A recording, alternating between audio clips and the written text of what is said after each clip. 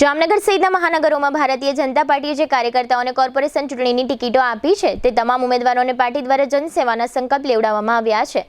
સમગ્ર રાજ્યની આ પ્રક્રિયાના ભાગરૂપે જામનગરમાં ગઈકાલે રવિવારે સવારે ક્રિકેટ બંગલા નજીક જામનગર શહેર બીજેપી દ્વારા તમામ 64 ઉમેદવારોને જનસેવાના સંકલ્પ લેવડાવવામાં આવ્યા હતા।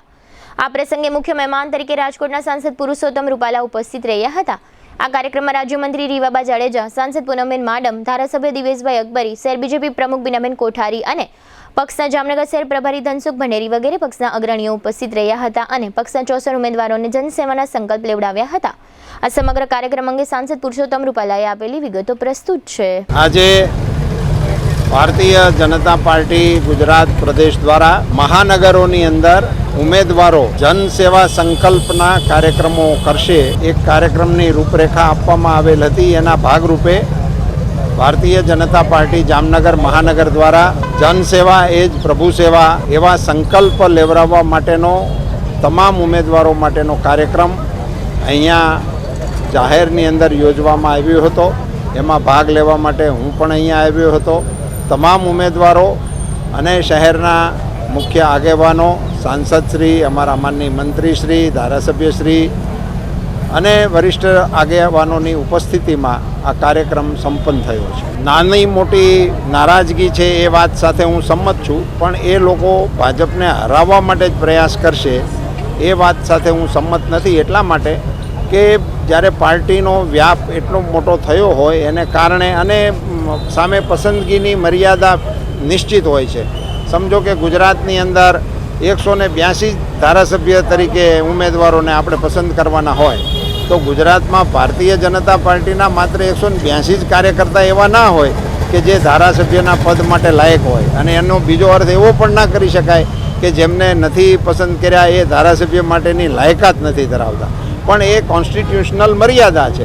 એના મર્યાદામાં જ આપણે પસંદ કરવું પડે। એટલે દર પસંદગી વખતે આ એક સ્વાભાવિક ભારતીય જનતા પાર્ટી હોય કે કોઈ પણ પાર્ટી હોય એની અંદર આવા મુદ્દા ઉપસ્થિત થતા હોય છે।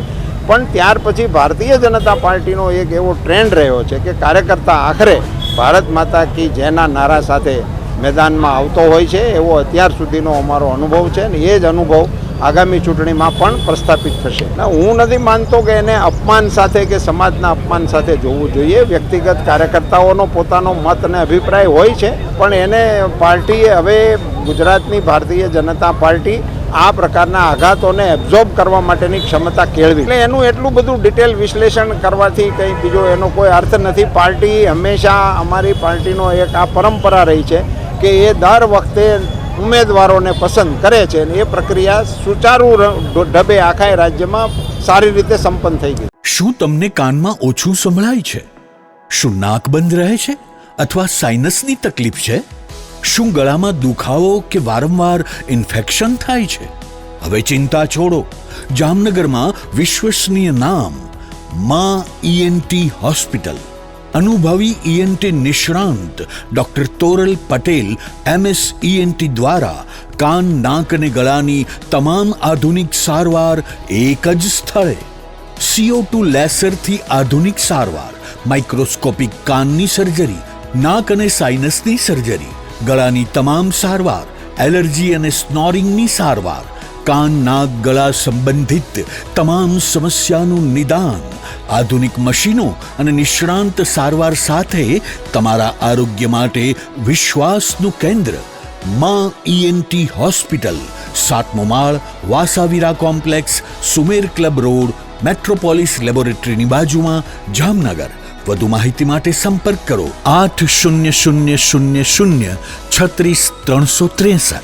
માં ઈએનટી હોસ્પિટલ, કાન, નાક અને ગળાની સંપૂર્ણ કાળજી।